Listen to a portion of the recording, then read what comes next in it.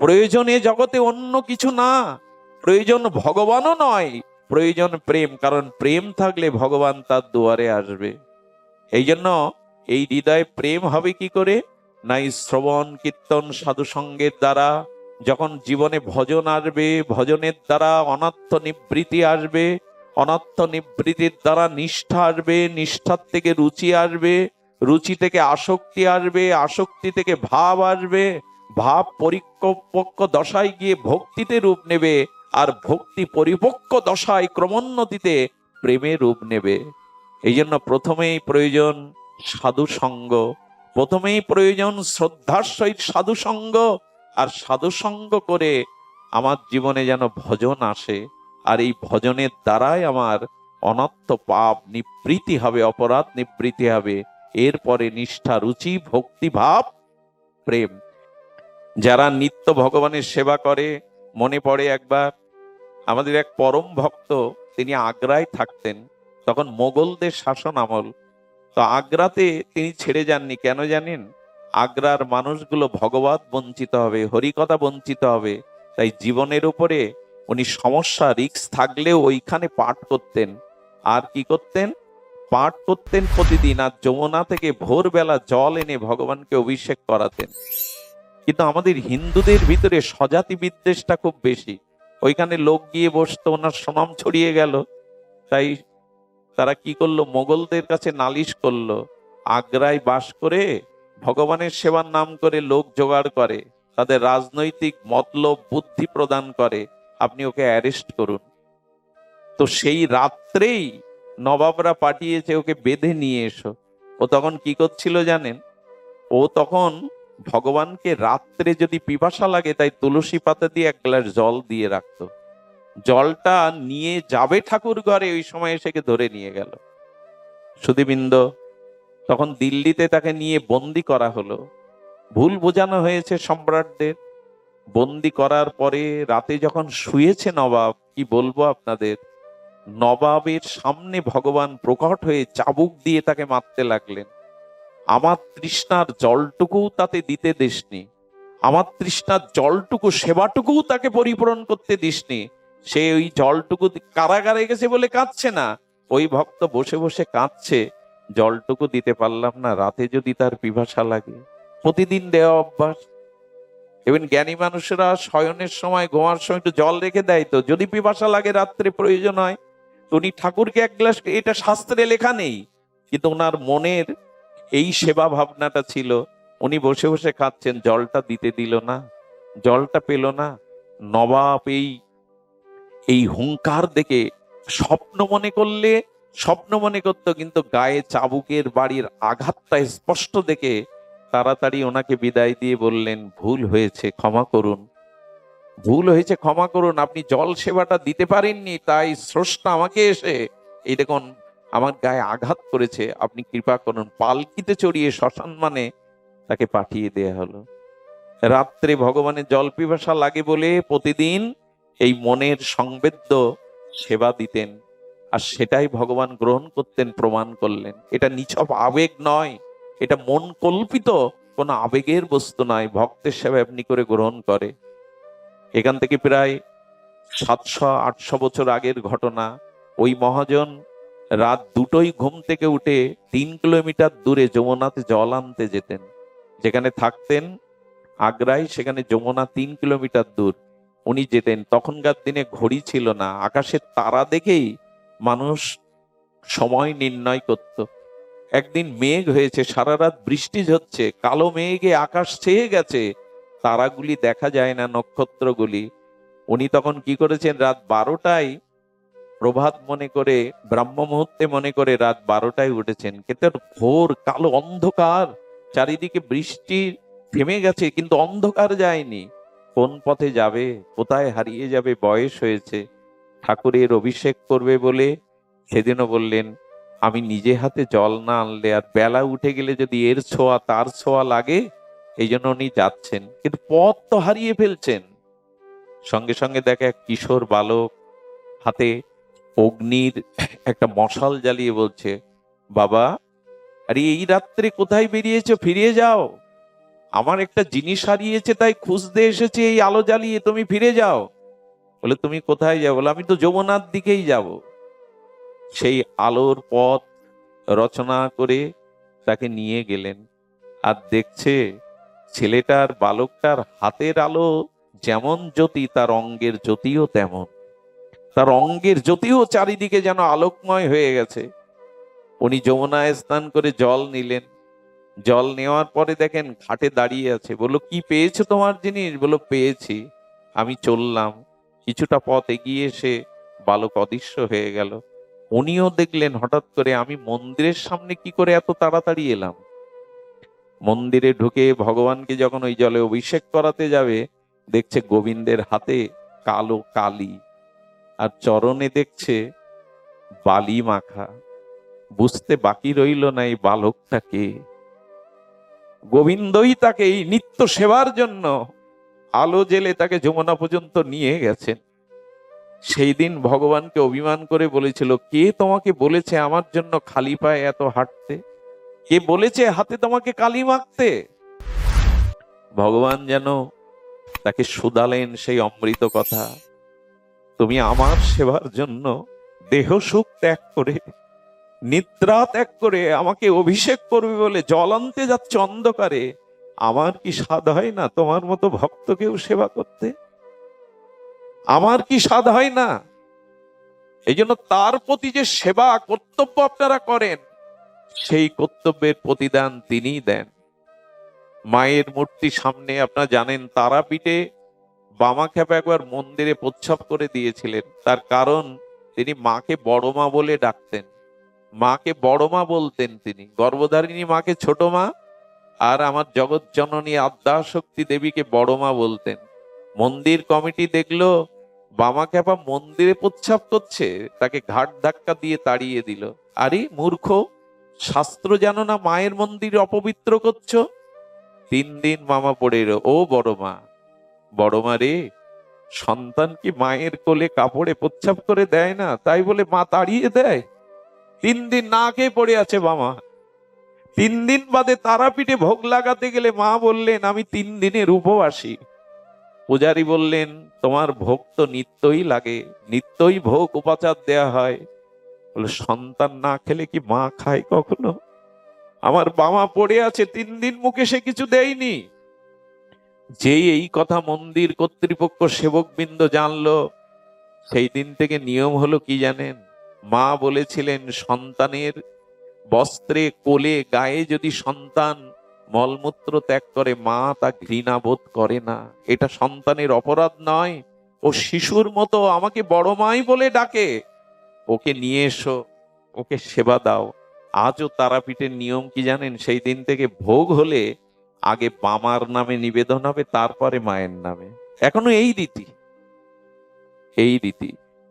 ভালোবাসার প্রতিদান মা দিতে পারেন। সুধীবৃন্দ, এই জন্য সম্বন্ধটা ভগবানের সাথে শুধু মুখোমুখি নয়, এটি হৃদয়ের আত্মিক সম্বন্ধ। আর যখনই সম্বন্ধ হবে, তখন তার সাথে কর্তব্য করতে হবে। দেখুন, আমাদের সম্বন্ধটা সাধুগুরুর সাথে নাই, এই জন্য তো আমাদের জীবনের সমস্যা যায় না। আমরা বাড়িতে জামাই এলে, আত্মীয় স্বজন এলে, তাদের খুশি করার জন্য কি সেবা দিলে তারা সন্তুষ্ট হবে, আমরা উঠে পড়ে লেগে থাকি। কত কি তৈরি করে রাখি, কত রকম চিন্তা করি। ওই সাধুর জন্য এই আদরটা বুঝি তো আমরা, ভক্তের জন্য, গুরুদেবের জন্য। জামাই আদর বুঝি, বৈষ্ণব আদর বুঝি না। এই বৈষ্ণব আদর আমরা বুঝতে চেষ্টা করি না। বৈষ্ণব আদর বুঝেছিল শ্রী রামানুজাচার্য, এই বলদেবের অবতার, 4 সম্প্রদায়ের অন্যতম ভক্তির আচার্য দক্ষিণ ভারতে শ্রীমৎ রামানুজাচার্য। ইনি 25 জন শিষ্য নিয়ে এক গ্রামে যেতে যেতে মনে পড়ল তার এক অভাগিনী আর এক ব্রাহ্মণ দম্পতির কথা। কিছুই নেই, খড়কুটো, রৌদ্র বৃষ্টি পড়ে, ভিক্ষা করে ভোগ লাগিয়ে গুরুদেবকে দিয়ে তবে এক মুঠো পাই, ভিক্ষা না পেলে সেদিন খাওয়া হয় না। 25 জন শিষ্য সহ এই রামানুজাচার্য, যিনি কারো বাড়ি যেতেন না, প্রায়শ মন্দির থেকে বেরোতেন না, বিশেষ কোনো কাজে ছাড়া, ধামে ছাড়া, তীর্থে ছাড়া, হঠাৎ শিষ্যদের বললেন, চলো আমার এক প্রিয় শিষ্যের বাড়ি এই গ্রামে। সেই ভিখারিনী কাঙালিনী তার বাড়িতে গেলে বসতে দেবে, আসন নেই, শাড়ি বিছিয়ে দিল, গুরু চরণ জল করলো, কিন্তু চিন্তায় পড়ে গেছে এই 25 জনকে আমি কি করে সেবা করাবো। কি করেছিল জানেন? স্বামী কখন আসবে, আর ওই দুমুঠো নিয়ে আসলে 25 জনের অন্ন কি করে আমি যোগাবো। তাই সেদিন দুয়ারে প্রতিবেশীর কাছে, অনেক ধনীদের ভিখারিনী হয়ে গিয়েছিল, দেবে আমায় কিছু ধার কবজা দেবে, আমার বাড়িতে শ্রী গুরুদেব এসছেন, বৈষ্ণবরা এসছেন, কিছু ধার কবজা ধনীরা দিতে চায় না। এই জগতে একটা নিয়ম কি জানেন? যখন আপনার যৌবন থাকবে, অর্থ থাকবে, সামর্থ্য থাকবে, পদ প্রতিষ্ঠা থাকবে, তখন ফুলের বক্ষে মধু হলে যেমন ভ্রমর গুঞ্জন করে, প্রজাপতি ওড়ে, আত্মীয় স্বজনকে তখন পাবেন। যখন রোগ আসবে, অভাব আসবে, আপনি দিন আনা দিন খাওয়া হয়ে পিছিয়ে পড়বেন, তখন দেখবেন পাশে আর কেউ নেই, আর তাকে কেউ বিশ্বাসও করে না। তখন এই রমণী সবার কাছে ফিরে এলো, দেবে কি করে? কবজা নিলে দেবে কি করে? ভিক্ষা করেই তো খায়। নদীতে আত্মহত্যার পথ বেছে নিল, এ মুখ দেখাবো না। গুরুদেবের সেবা যদি গৃহে না হয়, বৈষ্ণব যদি অভুক্ত থাকে, দেহ রেখে লাভ কি? নদীতে ঝাঁপ দিয়ে যখন মরতে যাবে, নদীর স্বচ্ছ জলের মধ্যে গুরুদেবের মুখটা ভেসে উঠেছে। যাকে মনে স্থান দেওয়া যায়, তাকে চারিদিকে দেখা যায়। জলের মধ্যেই গুরুদেবের বদন, গুরুদেব যেন হাসছে। ফিরে এলেন, মরা হলো না।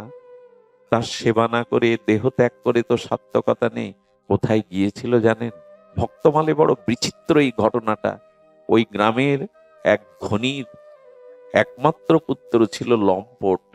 সেই সুন্দরী সতী রমণীকে পাওয়ার জন্য বহু প্রলোভন দেখিয়েছে। রাজরানী করে রাখবো, অর্থবিত্ত সোনাদানা দিয়ে ভরিয়ে রাখবো, শুধু দেহটা আমায় দাও।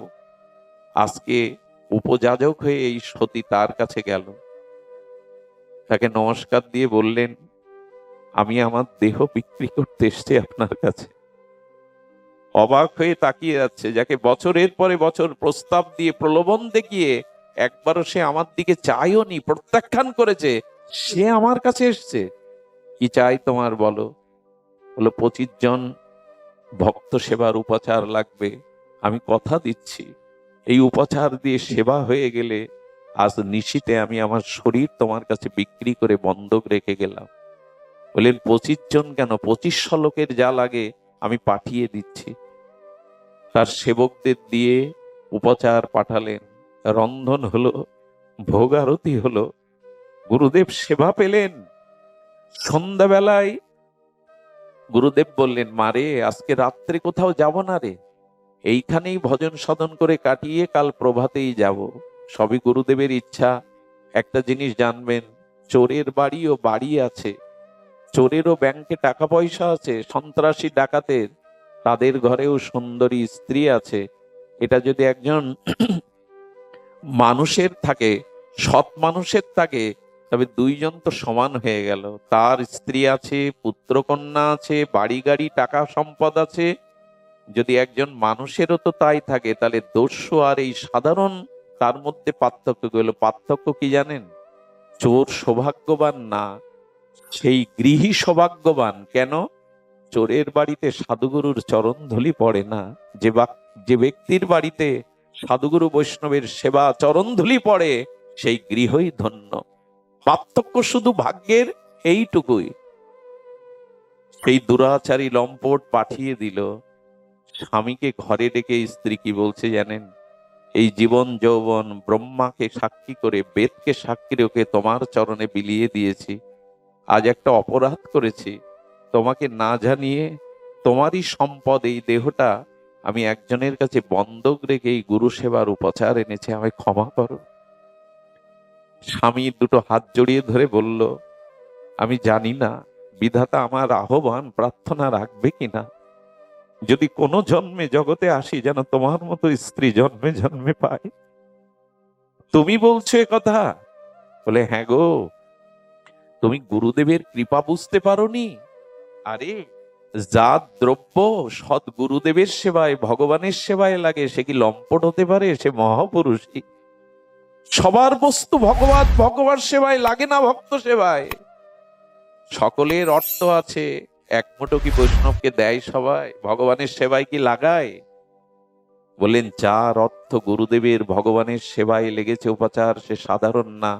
আমি তোমাকে সাজিয়ে দিচ্ছি, তুমি যাও, আর যাওয়ার বেলা একটু প্রসাদ নিয়ে যেও, আমার প্রণামটা তাকে দিও। সুধীবৃন্দ, লাল পেড়ে সাদা কোলের শাড়ি পরে আলতা রাঙে রাঙিয়ে গুরুদেবের চরণে, গুরুদেব কি জানেন না? সব জানেন। কি হয়েছে জানেন? ওই বহুদিনের পুরানো কাঁসার থালা, 100 বছরের পুরানো কাঁসার থালায় যখন আবর্জনা মরিচা পড়ে যায়, একটু তেঁতুলের রস দিয়ে মাজলে সোনার মতো চকচক করে, দেরি লাগে না, চকচক করে ওঠে।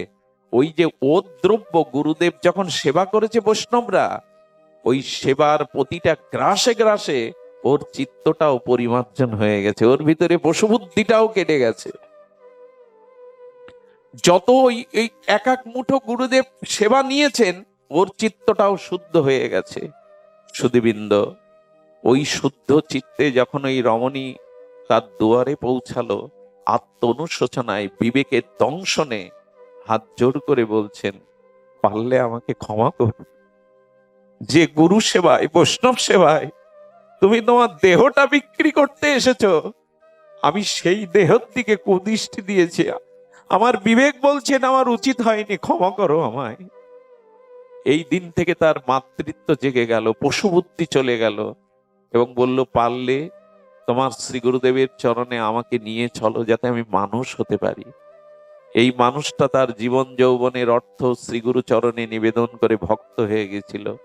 এই জন্য জীবন পরশ পাথরের মতো বদলে দেওয়ার একটাই হলো এই সাধু সঙ্গ, এই গুরু সেবা, বৈষ্ণব সেবা, শুদ্ধ ভক্ত সঙ্গ। এগুলি পরশ পাথরের মতো জীবন বদলে দেয়। গুরু কৃপা ছাড়া, মহৎ কৃপা ছাড়া জীবন পরিবর্তন হয় না। তাই ভগবানের সাথে সম্বন্ধ করে কর্তব্য করুন। ভগবান বলেছিলেন, আমার সেবা বড় নয়, আমার ভক্ত সেবাই বড়। যে আমাকে পূজা করে সে শ্রেষ্ঠ পূজক নয়, যে আমার ভক্তকে সম্মান করে, ভক্তকে পূজা করে, সেই আমার কাছে প্রিয় ভক্ত এবং শ্রেষ্ঠ পূজারী। তাই জীবন পরিবর্তনের একটাই পথ, এই সাধু সঙ্গ, ভক্ত সঙ্গ, এই ভাগবত শ্রবণ কীর্তন, এগুলি ভজনের অঙ্গ। একটি বীজ বপন করে তাকে জল সিঞ্চন করতে হয়, তাকে উপযুক্ত পরিচর্যা করতে হয়, না হলে বৃক্ষে রূপ নেয় না, অঙ্কুরোদ্গম হয় না। তেমনি দীক্ষা নিয়ে ভগবানের সম্বন্ধ করে একটা সম্বন্ধের সাথে কর্তব্য পালন করতে হবে।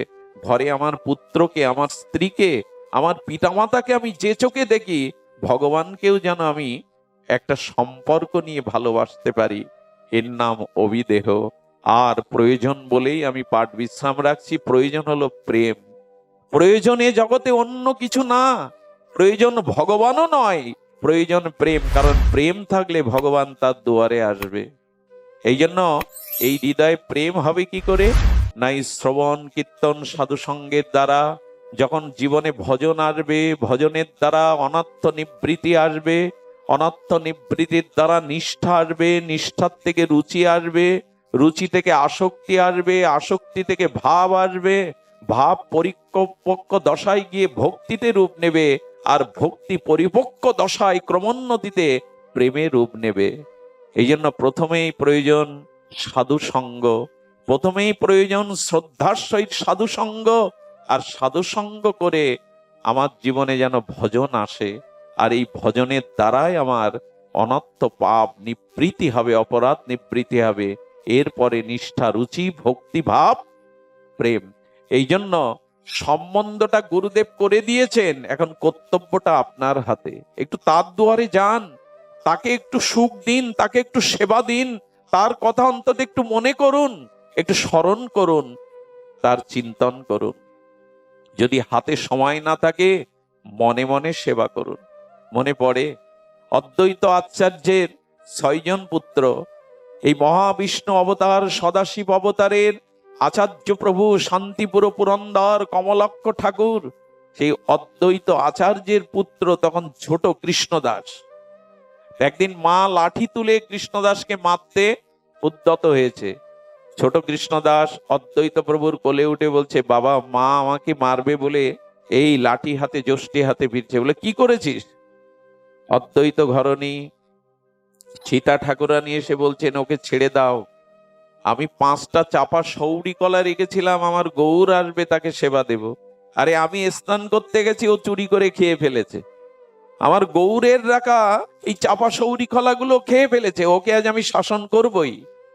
অদ্বৈত বললেন, কৃষ্ণদাস, মায়ের রেখে দেওয়া গৌর সেবার দ্রব্য এই চাপা সৌরি কলা পেয়েছো তুমি? বললো, আমি তো গৌরকে দিয়ে পেয়েছি। ওইটুকু বালকের মুখে এই কথা শুনে অদ্বৈত আচার্য বুকে জড়িয়ে ধরলেন। গৌরকে দিয়েছি মানে? বলে, মনে মনে আমার গৌরকে নিবেদন করেই তো আমি পেয়েছি। যদি হাতে সময় না থাকে ঠাকুর ঘরে যাওয়ার, অন্তত মনে মনে তো তাকে সেবা পরিচর্যা করুন। মনে মনে মালা গাঁথুন, মনে মনে তাকে পরান, মনে মনে তাকে সিঙ্গার করুন, মনে মনে তাকে একটু সেবা লাগান। মনেও যদি আপত্তি থাকে, আর হবেটা কি? অফিসে আছেন, দোকানে আছেন, দুপুর হয়েছে, ভগবানকে একটু মনে মনে সেবা দিন, মনে মনে সিঙ্গার করুন। মনেই তো সবকিছুই, ভজন সাধন সব মনে। সুধীবৃন্দ, বাইরের সময়ের অভাব হলে মনে এটা করুন। এই দেখুন, কৃষ্ণদাস বলছে মনে মনে দিয়েছি। কি লীলা মহাপ্রভুর! এর আধা ঘন্টা পর গৌরহরি এলেন। গৌরহরি আসার পরে অদ্বৈত আচার্যের সামনে, সীতা ঠাকুরের সামনে একটা ঢেগুর উদ্গীরণ করলেন। যখন মহাপ্রভু সেই ঢেগুরটা উদ্গীরণ করলেন, ভগবান তো সচ্চিদানন্দময় প্রেমতনু, তো ওই চাপা সৌরিকলার দিব্য গন্ধটা বাড়ির আঙিনায় ভরে গেল চারিদিকে। আরে প্রভু, আজকে কি সেবা নিয়েছো? এত দিব্য চিন্ময় গন্ধ, চাপা সৌরিকলার গন্ধ বেরোচ্ছে। বলে, আজ আর তোমাদের হাতে কিছু পাবো না, কৃষ্ণদাস আমাকে 5টা চাপা সৌরিকলা পাইয়েছে। এই দেখুন, ভগবানের হাত সবখানে আছে। সহস্র শীর্ষ পুরুষ সহস্র সাক্ষ ভূমিং সর্বতত্ত্বাতিষ্ঠ দশাঙ্গুলাম। ভগবান যেখানেই হাত বাড়াবেন ওনার হাত আছে। এমন নয় আপনাকে বৃন্দাবনে গিয়ে ভগবানের হাতে কিছু দিতে হবে। আপনি যেখানে দাঁড়িয়ে ভগবানকে ডাকবেন, তার কর্ণ সবখানে আছে ওই ডাক শোনার জন্য। কিছু দিলে তার হাত বাড়িয়ে দেবেন তিনি। এই জন্য আমাদের মনে মনেও যেন ভগবানের সেবা হয়। ঠাকুর মশাই তো এই শরণাঙ্গ সাধন বলেছেন, রাধা কৃষ্ণ প্রাণমোর যুগল কিশোর, জীবনে মরণে গতি আর নাহি মোর। যমুনার কুলে কেলি কদম্বের বন, রতন বেদীর পরে বসাবো দুজন। বসান্ত মনে মনে সেই যমুনার জল, মধুময় আনন্দময় বৃন্দাবন, আর সেই কদম্ব কেলির কানন, তার মধ্যে স্বর্ণ বেদীর পরে দুজন দুজনকে বসিয়েছি। শ্যাম গৌরী অঙ্গে দেব স্বচন্দন গন্ধ, অধরে তলিয়া দিব কর্পূর তাম্বুলে। এই সেবা ভাবনাগুলো ঠাকুর মশাই বলছেন মনে মনে করো, মনে মনে করো। আর নিভৃত নিকুঞ্জে যায়া অষ্টাঙ্গ প্রণত হইয়া ডাকিব হা রাধানাথ বলি। বাড়ি বসে বসে রাধাকুণ্ডে চলে যান, শ্যামকুণ্ডে চলে যান। বাড়ি বসে বসে বাকে বিহারীকে দেখুন, রাধারমণকে দেখুন, গোপাল ভট্টের। এটা মন চলে যেতে পারে, মনের নেত্র চলে যেতে পারে, মানস নেত্র। মনে মনেও তাকে ভালোবাসুন, মনে মনেও তাকে সেবা করুন। মালতীর মালাগাতি প্রবদোহার গলে, কই এটা মনে হয় না তো? তার গলে এই মালা পরালাম মনে মনে। এক গুরুদেব এসেছিলেন বৃন্দাবন থেকে, আর গ্রামে যাওয়ায় সবাইকে দীক্ষা দিয়েছেন। এক কৃপণ, ধনী কিন্তু অতি কৃপণ, এত কৃপণ একটি পয়সাও সৎ কাজে ব্যয় করে না। কি কৃপা হয়েছে, গুরুদেব তাকে দীক্ষা দিলেন।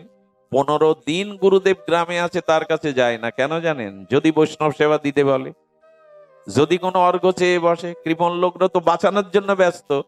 গুরুদেব ভাবলেন চলে যাব, যাওয়ার আগে ওরা একটা উপায় করে দিয়ে যায়। দীক্ষা যখন নিয়েছে, ডাকতে পাঠিয়েছে। ভয়ে ভয়ে এসে বলছে, গুরুদেব সময়ের অভাব, তাই আসতে পারি না, কিছু মনে করবেন না।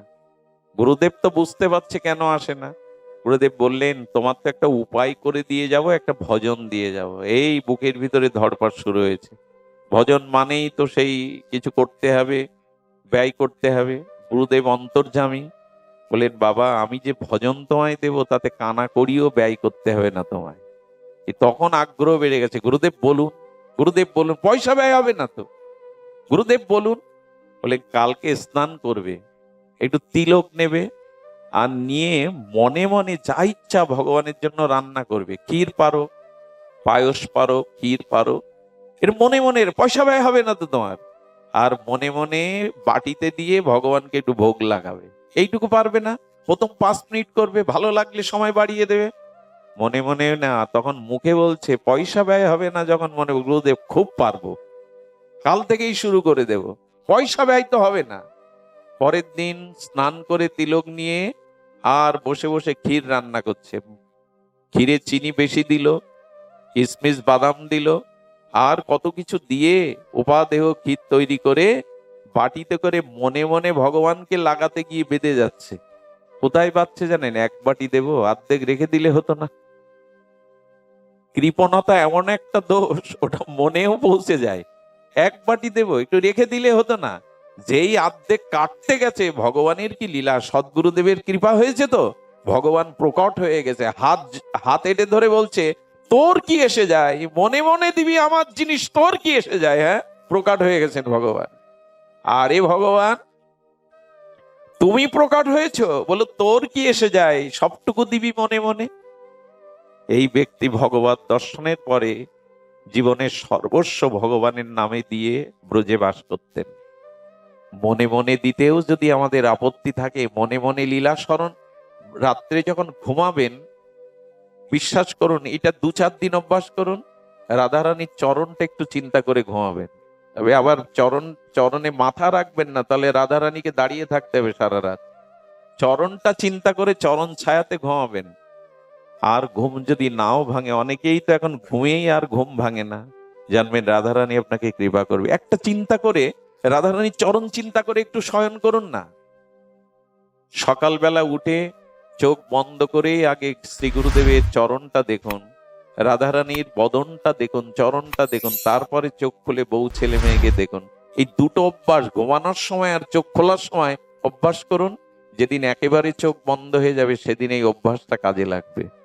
এই ছোটখাটো জিনিস, এই জন্য কিছুটা কর্তব্য করুন। অভিধেয় মানে কর্তব্য, আর প্রয়োজন হলো প্রেম। যে ভক্তের হৃদয়ে কিঞ্চিত বিন্দু মাত্র এই ঐকান্তিক নিষ্কাম প্রেম এসেছে, ভগবান সেই প্রেমিক ভক্তের পিছনে ছুটে বেড়ান। ওইটুকু প্রেমের গন্ধে আমোদিত অলিকুল ভ্রমর যেমন গুঞ্জরিত রাগ রাগিনীতে ফুলের বক্ষে মধু পানের জন্য মত্ত হয়ে আসে, যার হৃদয়ে সামান্য প্রেম আছে, ভগবান সেই ভক্তের পেছনে ছুটে বেড়ায় ওই প্রেমটুকু নেবে বলে। ওই প্রেমের আস্বাদনের জন্য তিনি বড় ব্যাকুল।